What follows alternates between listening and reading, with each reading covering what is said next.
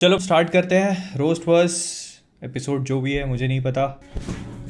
आ गया मैं। तो सबसे पहले ये बताओ कि आनंद का मेरा मतलब है कि आनंद किसको चाहिए, वो भी खबरों के साथ। तो अपनी कुर्सियों की पेटियों को एकदम टाइट करके बांध लेना, क्योंकि साप्ताहिक एनिमे न्यूज से लेकर साप्ताहिक डेडपूल न्यूज तक सब कुछ है अपने पास। तो सबसे पहले शुरू करते हैं जेनसन एक्ल से, जो पिछले हफ्ते काफी ज्यादा खबरों में बने रहे। अगर आप लोग नहीं जानते हैं कि कौन है, तो सोल्जर बॉय का रोल इन्होंने ही प्ले किया था द बॉयज में। ये पिछले हफ्ते एक इंटरव्यू देने बैठे थे और इन्होंने बताया कि सोल्जर बॉय का रोल प्ले करने के लिए द बॉयज में इनको बहुत सारे लोगों से होकर गुजरना पड़ा और बहुत सारे लोगों से तो लड़ना भी पड़ा। And I am very happy for him, क्योंकि सोल्जर बॉय के रोल में बहुत ही बढ़िया थे। स्पेशली जो इन्होंने गाना गाया वो बहुत ही मजेदार था। लेकिन इसके बाद जो इन्होंने खबर सुनाई वो काफी मजेदार थी, क्योंकि इन्होंने डीसीयू के बैटमैन के बारे में बात करी। अगर आप लोग नहीं जानते तो बेसिकली इनको लेकर काफी अफवाहें उड़ रही हैं कि जो बैटमैन रेवन द बोल्ड है उसमें ये बैटमैन कास्ट किए जा सकते हैं। और उस बात को लेकर उन्होंने थोड़ा सा प्रकाश चमकाया।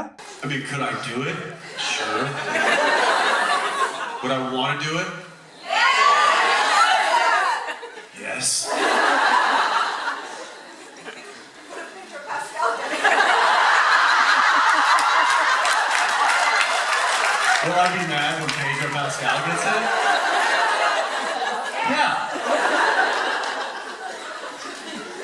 God bless you, Pedro. You just keep killing it, buddy.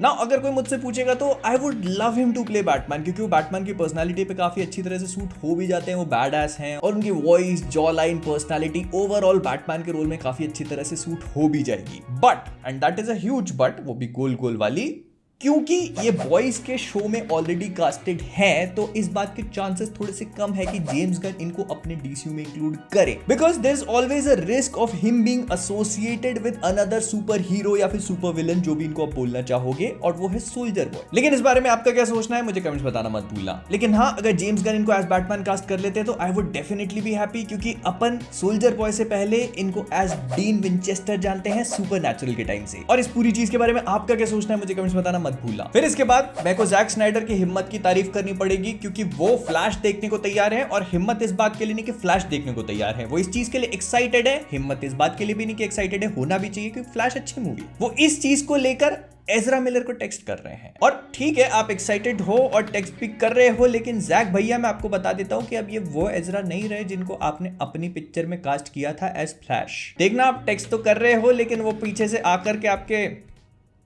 समझे, मैन ऑफ कल्चर जोक है। खैर, इसके बाद एक नई खबर सुनने को मिली है कि जो स्पाइडर पंक का यूनिवर्स था, हाँ वही अटरम शटरम जिसमें वो गिटार बजाता था और दुनिया पूरी अंड बंड तरीके से बर्बाद हो जाती थी, तो वो यूनिवर्स स्पाइडरवर्स मतलब बियॉन्ड द स्पाइडरवर्स में और भी ज्यादा अच्छी तरह से एक्सप्लोर किया जाएगा। और अगर इसके क्रिएटर्स की मानी जाए तो उनका कहना है कि it will be a feast for your eyes. तो देखो, वैसे तो अक्रॉस द स्पाइडरवर्स भी हमारी आंखों के लिए फीस्ट थी, लेकिन अगर उनके हिसाब से ये हमारी आंखों के लिए फीस्ट है तो बहुत ही अच्छी बात है। लेकिन आप पहले अपने एनिमेटर्स को तो देख लो, क्योंकि उनके हिसाब से अक्रॉस द स्पाइडरवर्स में एनिमेटर्स लोगों के बड़े बुरे हाल थे। हाल ही में एक खबर के हिसाब से अक्रॉस द स्पाइडरवर्स के जो कुछ एनिमेटर्स हैं, उन्होंने सामने आकर के ये बोला है कि उनकी इस पिक्चर को बनाते टाइम बहुत बुरी हालत हो चुकी थी। उनको बार बार एक एक फ्रेम पे काम करना पड़ रहा था, और इस चक्कर में उन्होंने कई सारे फ्रेम्स को दोबारा बनाना पड़ा है। मतलब हफ्ते में 7 दिन काम करना, वो भी 11-12 घंटे तक, इन्हीं अनसस्टेनेबल वर्किंग कंडीशंस की वजह से 100 से भी ज्यादा एनिमेटर्स ने काम तक छोड़ दिया था। लेकिन इसके बाद एमी पैस्कल ने भी इस चीज का जवाब दिया कि ठीक है, जो भी है, you have to keep going until the story is right.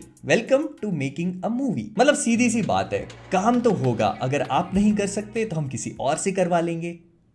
गजब। फिर इसके बाद फाइनली हमको ये भी पता चल गया कि गैल गैडोट वंडर वुमन के रोल में वापस नहीं आने वाली। उन्होंने इस बात को कंफर्म कर दिया है कि अब वो रिटर्न नहीं करेंगी, एंड समहाउ उनको वो चीज एम्पावर करती है कि उनको घर बैठे उस फोन कॉल का इंतजार नहीं करना पड़ रहा है कि आओ वो छोटी स्कर्ट वाली रस्सी घुमाने वाली लड़की का रोल प्ले कर लो। एंड ठीक है, आपको इंतजार करने की जरूरत भी नहीं है, अब आप अपनी गाड़ी में डीजल भरवा ही चुकी हो। क्या दिक्कत है दुनिया में? एक इंसान एक से ज्यादा फ्रेंचाइजी में रोल प्ले कर ही नहीं सकता क्या? विच रिमाइंड्स मी, हेनरी भैया, आप अपनी डीजल में गाड़ी कब, मेरा मतलब एक गाड़ी में डीजल कब भरवा रहे हो? सल्यूट मी फैमिलिया, tell me, do you diesel, मेरा मतलब do you bleed, you will be diesel, वी छोड़ो। फिर इसके बाद केविन स्मिथ, जिनकी हाल ही में TMNT मूवी आने वाली है, उन्होंने फ्लैश के जो कैमियोज है, मतलब स्पॉइलर अलर्ट, अभी तक तो देख ही ली होगी, नहीं देखी तो देखोगे भी नहीं, देख लेना, पिक्चर का कलेक्शन कुछ खास अच्छा है नहीं।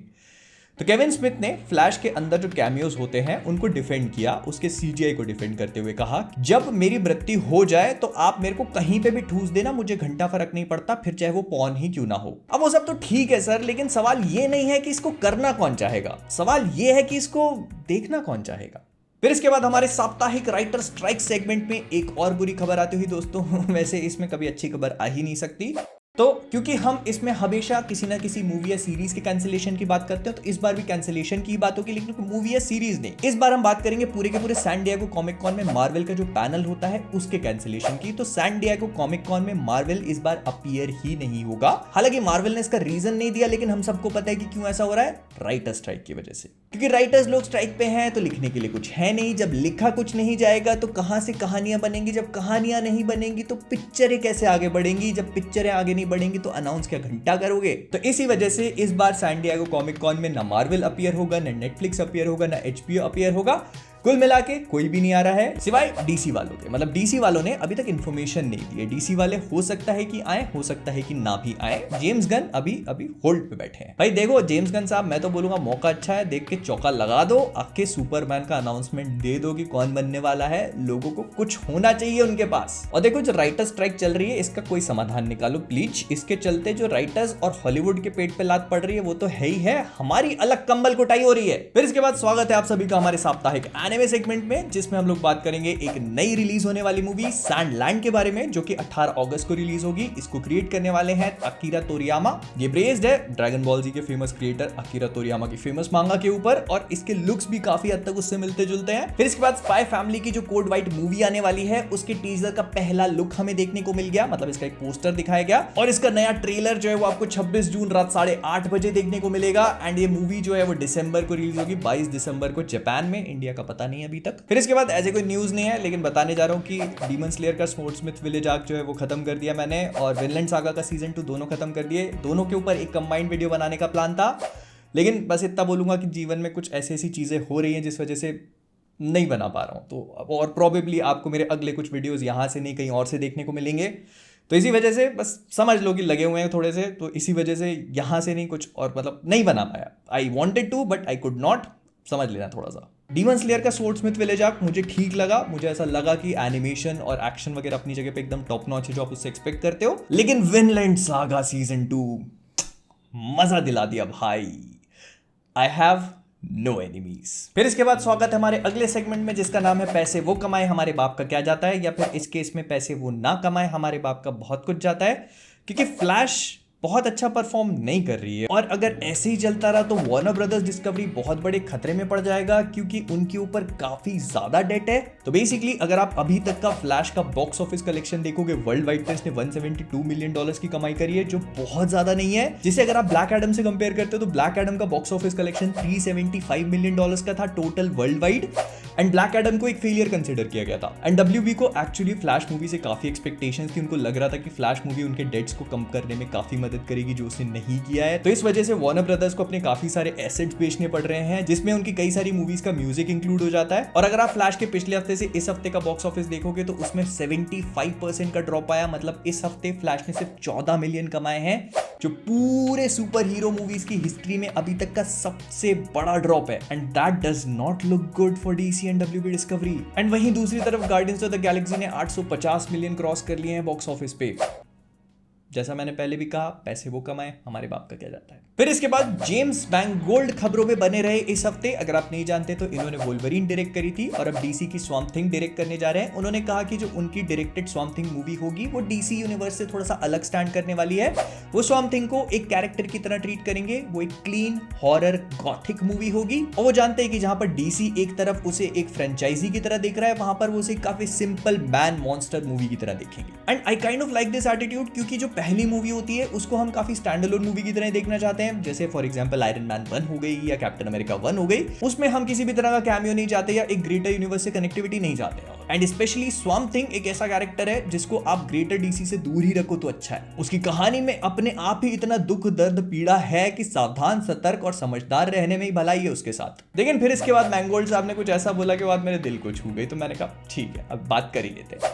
उन्होंने कहा कि डेडपूल 3 में लोगन आ रहा है, इससे मैं खुश नहीं हूं। उन्होंने कहा कि मैंने वोल्वरीन को अपनी लोगन मूवी में मार दिया था और टेक्निकली अब उसको वापस नहीं आना चाहिए, लेकिन वो जानते हैं कि मार्वल वाले उसको गीले कपड़े की तरह पूरी तरह से निचोड़ के रख देंगे। और देखिए मैंगोल्ड साहब आप अच्छे डायरेक्टर हैं, मैं समझ सकता हूं कि लोगन की भावनाएं जुड़ी हैं आपके साथ, आपने उसको मार दिया था और आप नहीं चाहते कि वो वापस आए, लेकिन इंडियाना जोन्स 5 डायरेक्ट करने के तुरंत बाद मिल्किंग की बात तो करिए ही मत आप। लेकिन इसके बाद एक थोड़ा सा सदमा देने वाली खबर और निकल के आ रही है। तो जो मैंने एनिमेटर्स वाली बात आप लोगों से करी थी कि एनिमेटर्स लोग थोड़े से नाराज हैं और ये वो प्रॉब्लम चल रही है सोनी वालों के साथ में अक्रॉस द स्पाइडरवर्स को लेके, तो उसी से जुड़ी हुई एक खबर है। ऐसा सुनने में आ रहा है कि अक्रॉस द स्पाइडरवर्स का जो नेक्स्ट पार्ट है बियॉन्ड द स्पाइडरवर्स हमको हो सकता है कि अगले साल मतलब 2024 में देखने को ना मिले। मे बी इसको डिले कर दिया जाए 2025 तक या फिर 2026 तक भी। अब एमी पैस्कल कुछ नहीं बोल रही, आई वंडर व्हाई। फिर इसके बाद सीक्रेट इन्वेजन एपिसोड 1 को लेकर थोड़े से स्पॉयलर्स होंगे, तो अगर आप लोगों ने वो नहीं देखा है तो ये वाला सेगमेंट आप स्किप कर सकते हो। तो सीक्रेट इन्वेजन 1 के एंड में जो कांड होता है उसको लेकर कोबी स्मोल्डर्स जो कि हमारी मारिया हिल का रोल प्ले करते हैं, उन्होंने अपनी जबान की चुप्पी तोड़ी और थोड़ा सा खुलासा किया। अब देखो जब कांड हो ही गया है तो मैं बोल देती हूं कि multiverse is a possibility of infinite possibilities. That does not even make sense. लेकिन उन्होंने कहा है कि अब जो कांड हो गया है तो कांड हो गया है, मैं अब कब वापस आऊंगी मुझे भी नहीं पता। और देखो पहले तो मुझे लग रहा था कि देखो जो हुआ है उसके बाद तो शायद अब आना पॉसिबल नहीं है, लेकिन अब मुझे लग रहा है कि कुछ भी पॉसिबल है, मतलब अब इनको वापस ला सकते हैं, है ना। फिर इसके बाद डॉन चीडल मतलब हमारे एमसीयू के वॉर मशीन और सैमुअल एल जैक्सन मतलब कप्तान निक फ्यूरी ने कहा है कि हमको वकांडा फॉरएवर में क्यों नहीं लिया। हमको लग रहा था कि जब ब्लैक पैंथर वकांडा फॉरएवर बनाई जा रही है तो ये लोग कैसे भी करके हमको इस पिक्चर में डाल देंगे, लेकिन लिया नहीं। तो देखो मैं बस इस पे यही चीज बोलना चाहूंगा कि सर जस्ट बिकॉज पिक्चर का नाम ब्लैक। फिर नेक्स्ट वार्नर ब्रदर्स डिस्कवरी ने खुलासा किया जिसके बारे में मैं पिछले काफी टाइम से सोच रहा था कि फ्लैश पिक्चर में माइकल कीटन के बैटमैन को लेने जगह इन्होंने क्रिश्चियन बेल के बैटमैन को क्यों नहीं लिया, क्योंकि पिक्चर की वैल्यू ऑटोमेटिकली बहुत खतरनाक बढ़ जाती। तो वार्नर ब्रदर्स डिस्कवरी ने बताया कि उन्होंने किया था, सबसे पहले उधर वही चाहते, वो गए सीधे क्रिश्चियन बेल के पास ही, उन्होंने कहा कि साहब आप हमारी पिक्चर में जाओ। क्रिश्चियन बेल ने कहा what are you talking about, no, जब तक क्रिस्टोफर नोलन हाँ नहीं बोलेंगे मैं पिक्चर में नहीं जाऊंगा। तो मैं यही बोलना चाहूंगा क्रिश्चियन बेल साहब अच्छी बात है आप नहीं आए, लेकिन वहां आप गौर द बच्चा चोर बनने चले गए। फिर इसके बाद सोनी वाले अपने बिना स्पाइडरमैन के स्पाइडरमैन यूनिवर्स में जो 1000 लाख करोड़ पिक्चरें बनाए जा रहे हैं उसमें जो एल मुर्तो पर्तो की पिक्चर आ रही थी उसके ऊपर ग्रहण लग चुका है, क्योंकि बैड बनी ने एल मुर्तो बनने वाले थे जो वो करने से मना कर दिया, बोले मैं नहीं करूंगा। तो जा मत कर भाई, किसको पड़ी है। तो अपेरेंटली अब पता नहीं कि क्या होगा, ऐसा बोला जा रहा है कि सोनी वाले अभी भी उस पिक्चर को बनाने में इंटरेस्टेड हैं, भगवान जाने क्यों, लेकिन अब कोई और बनेगा एल मुर्तो पर्तो, ठीक है बन जा भाई। फिर इसके बाद जेम्स गन ने अपने डीसीयू के बारे में कहा कि उनके डीसीयू में कुछ फैंटेसी वाले एलिमेंट्स होंगे, वो बाकी स्टूडियोज की तरह अपने सुपर हीरोज को उठा करके बस अर्थ पे नहीं छोड़ने वाले। मुझे लगा रोस्ट पर सिर्फ मैं ही बनाता हूं गन साहब, बट नॉनदलेस अगर आप इसको सीरियस नोट पे कंसीडर करके देखो तो डीसी में एक्चुअली फैंटेसी वाले एलिमेंट्स काफी बेहतरीन है और इनको अगर सही तरीके से यूज किया जाए तो देखने में मजा आ जाएगा। फिर इसके बाद पिछला रोस्ट पर अगर आप लोगों ने देखा तो मैंने कहा था कि टॉम हॉलैंड का स्पाइडरमैन जो है वो रिटायर होने वाला है, और इस हफ्ते पूरी दुनिया को उसका कारण पता चल गया। उसका कारण है चैलेंजर्स नाम की एक मूवी जिसमें जेंडाया दीदी टेनिस खेल रही हैं। अब मुझे पता है कि आप क्या सोच रहे हो कि टेनिस खेलने में कौन सी दिक्कत है, तो टेनिस कोर्ट पे खेला जाए तो वही ठीक है। एंड इसे देखने के बाद टॉमी भैया ने लिटरली बोला होगा कि गद्दारी कर बे, बचपन में साथ छोड़ जान दो। लेकिन वहीं पे क्रेवन का ट्रेलर आने के बाद क्लिक बेट की हद हो जाती है भाई। एरन टेलर जॉनसन स्टोरी डाल रहे अपने इंस्टाग्राम पे और उस पे लिख रहे Spiderman I am coming for you. Picture में स्पाइडरमैन है भी नहीं दूर दूर तक। पहले ये तो डिसाइड कर लो स्पाइडरमैन है कौन सा, टोबी, एंड्रू, टॉम, गोविंदा, कौन। जिस हिसाब से सोनी वाले स्पाइडरमैन के बिना स्पाइडरमैन के विलनों पे पिक्चर बनाए जा रहे, थोड़े टाइम बाद इन सब को अंडी बंडी संडी करके स्पाइडरमैन से लड़ने के लिए पहले आपस में लड़ाई करनी पड़ेगी।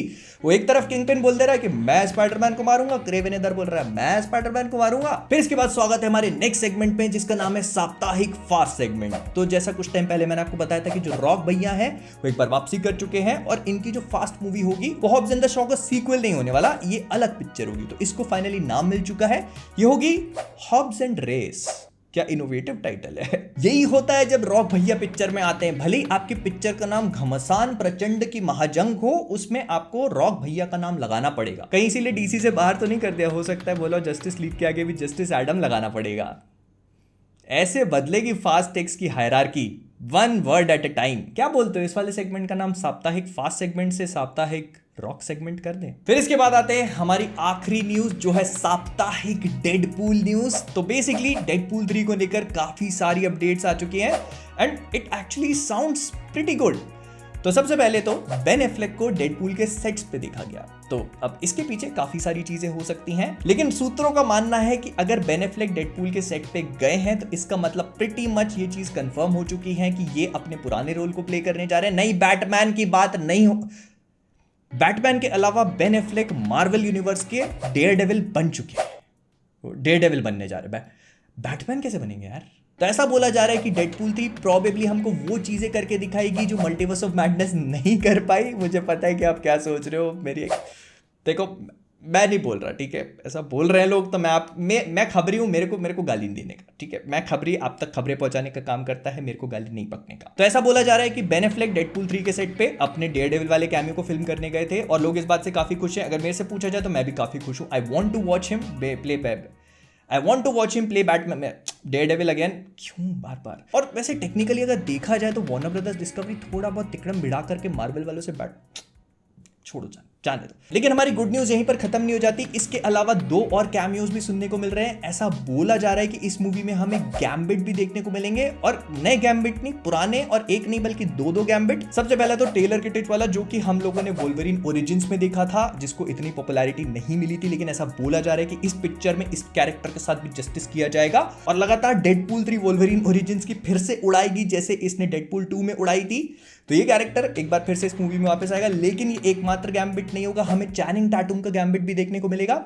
क्या नाम था उसका? जो अगर आप लोग नहीं जानते तो basically Channing Tatum almost Gambit movie में कास्ट करे जा चुके थे और इनकी मूवी डेवलपमेंटल हेल में चली गई, जिसको कभी बनाया नहीं गया। एंड इस मूवी में आकर के वो अपनी इस अधूरी इच्छा को पूरा कर लेंगे। फिर इसके बाद हमको ये तो पता ही है कि जो पुराने एक्समैन के कैरेक्टर्स हैं वो भी रिटर्न कर रहे हैं। चार्ल्स एक्जेवियर मतलब पैट्रिक स्टीवर्ट ने बोल दिया कि अगर मेरे को वापस लाओगे तो फिर मेरे पुराने दोस्त इयान मैककेलन मैग्नीटो को भी वापस लेके आ जाओ, एक ही कुर्सी पे हम दोनों भाई बैठ के 4-4 बार मर जाएंगे। ठीक है, आपकी इच्छा पूरी करेंगे, देख लेते हैं जो भी है। रायन रेनॉल्ड्स के हाथ में सब कुछ है। लेकिन इससे मेरे को ये समझ में आया कि राइटर्स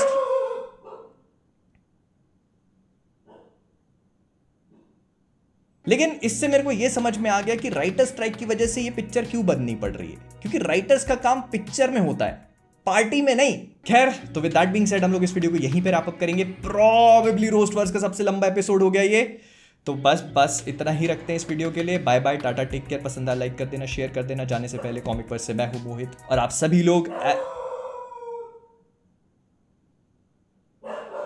सभी लोग टेनिस खेलो, टेनिस नहीं, खेल भी लो अगर किस्मत है तो।